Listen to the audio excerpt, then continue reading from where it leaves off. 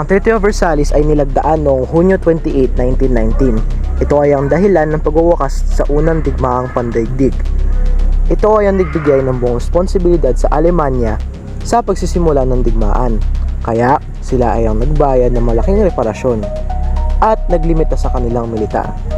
Ang kasunduang ito ay nagdulot ng matinding pagbaba sa ekonomiya ng Germany na nagambag sa pag-usbong ng isang bagong ideolohiya at naging sanhi para sa ikalawang digmaang pandaigdig.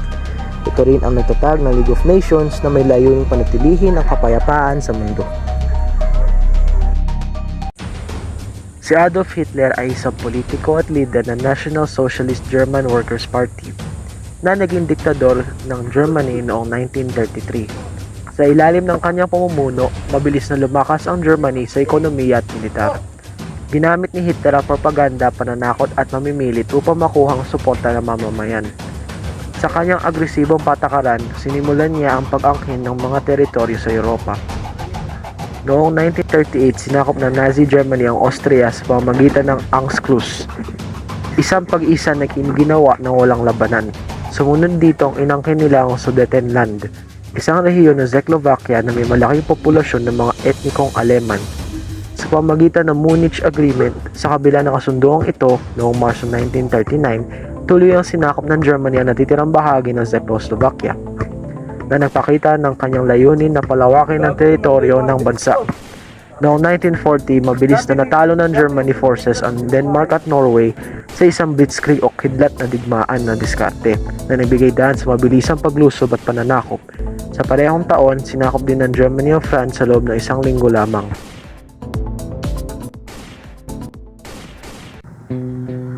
Ang Nazi-Soviet Non-Aggression Pact ay isang kasunduang pinirmahan noong August 23, 1939 sa pagitan ng Nazi Germany at Soviet Union. Ang kasunduan ay nagsasad na hindi mag-aaway ang dalawang bansa sa loob ng 10 taon.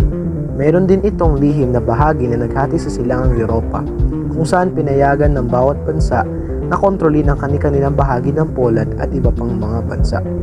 Dahil dito, nagawa ng Germany na sakupin ang kanlurang Poland noong Setyembre 1, 1939 habang sinakop naman ng Soviet Union ang silangan bahagi noong Setyembre 17, 1939 na nagpasimula sa ikalawang digmaang pandaigdig.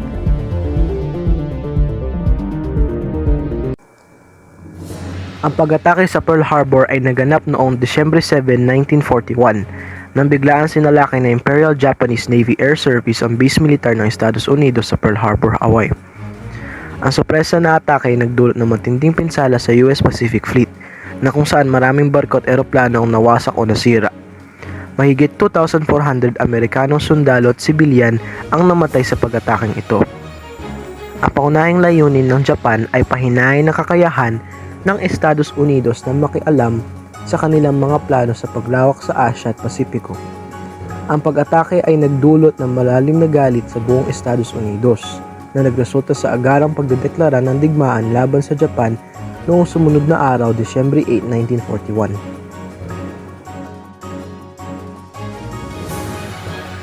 Noong Hunyo 22, 1941, nilabag ng Nazi Germany ang Nazi-Soviet Non-Aggression Pact sa pamamagitan ng paglulunsad ng Operation Barbarossa, isang malaking pag-atake sa Soviet Union. Sa unang mga buwan, nagdulot ito ng matinding pinsala sa mga Soviet. Gayunpaman, ang malupit na taglamig ng Russia at ang matinding depensa ng Red Army ay nagpabagal sa pagsulong ng mga Aleman. Ang labanan sa Stalingrad mula Agosto 23, 1942 hanggang Pebrero 2, 1943 ay naging sentro ng mabangis na labanan. Matapang na ipinagtanggol ng Red Army ang lungsod laban sa layunin ni Hitler na makontrol ito para sa legion ng Volga River. Sa kabila ng taglamig at kakulangan ng supply, ipinag-utos ni Hitler ng Germany's 6th Army na huwag sumuko, ngunit napilitan sila sumuko noong Pebrero 2, 1943. Ang pagkatalo ng Stalingrad ay naging turning point sa digmaan na nagbigay daan sa tuloy-tuloy na pagsulong ng Red Army at nagmarka ng simula ng pagbaksak ng Nazi Germany. Noong Hunyo 6, 1944, naganap ang isa sa pinakamahalagang kaganapan sa ikalawang digmaang pandaigdig, ang D-Day o ang pagsalakay sa Normandy.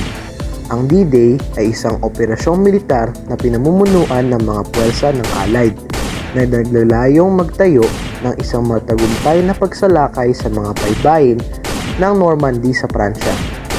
sa ilalim ng pamumuno ng Allied Forces na si General Dwight D. Eisenhower, libo-libong mga sundalo mula sa iba't ibang bansa tulad ng Estados Unidos, Gran Britanya, Canada at iba pa ay naglakbay patungo sa baybayin ng Normandy upang isagawa ang isang matagumpay na pagsalakay. Ang pagsalakay sa Normandy ay nagpapakita ng napakalakas na kooperasyon at pagtutulungan ng mga bansang kasapi ng Allied upang labanan ang pwersa ng Axis sa Europa. Sa pamamagitan ng maraming kagamitan, mga eroplano at sasakyan sa lupa at pandagat, ang mga sundalo ng Allied ay nakabawi sa mga baybayin ng Normandy sa kabila ng matinding depensa ng mga Nazi. Sa kabila ng matinding panganib at labis na labanang hinaharap, nagpatuloy ang mga sundalo ng Allied Forces sa kanilang misyon na sakupin ang mga baybayin ng Normandy. Sa bawat hakbang na kanilang ginawa, ipinakita ng mga sundalo ang kanilang katapangan at determinasyon upang labanan ang mga puwersa ng Nazi. Sa pagtutulungan at kooperasyon ng mga sundalo mula sa iba't ibang bansa, nagtagumpay nilang masakop ang mga halagang lugar sa Normandy.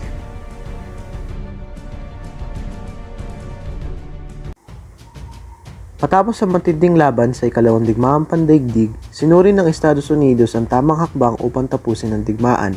Ang mga lider tulad ni Roosevelt, MacArthur, Eisenhower at Oppenheimer ay nakita ang paggamit ng atomic bomb bilang mabilis at epektibong solusyon. Bagamat may mga pagtutol at pag-aalinlangan, sinuri nila ang lahat ng posibilidad at tiniyak ang paggamit ng naturang armas ay may kasamang ingat, tapang at determinasyon. Sa huli, napagpasya ng Estados Unidos na gamitin ang atomic bomb laban sa Hapon.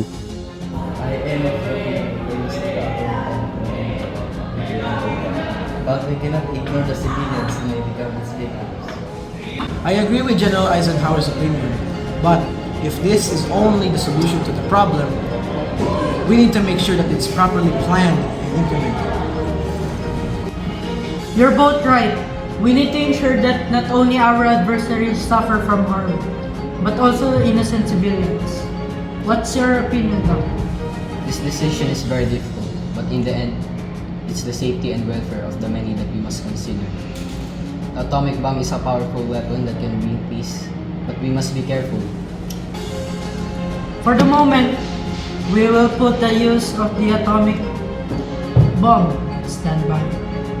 Let's set a detailed plan for the invasion of the Japan mainland.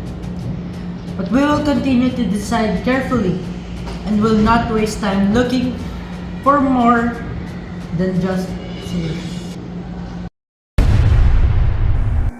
Noong Agosto 6, 1945, binomba ng Estados Unidos ang Hiroshima, Japan gamit ang unang atomic bomb na pumatay sa tinatayang 140,000 na katao.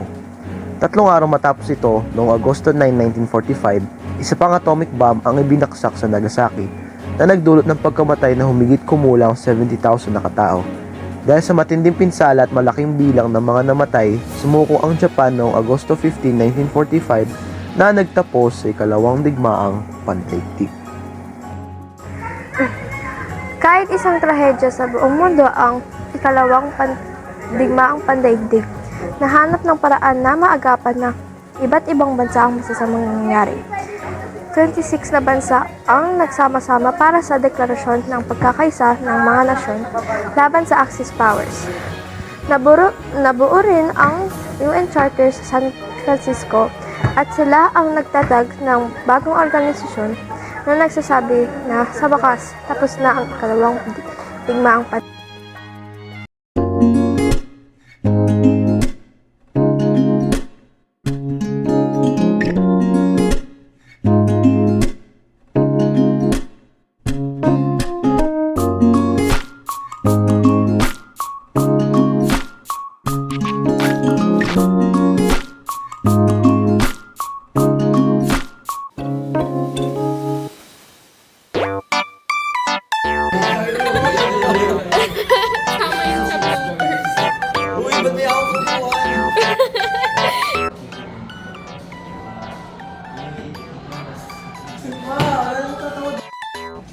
May nakalagay yung log, pre. Ito nakita mo siya, pre. Ito mo, pre.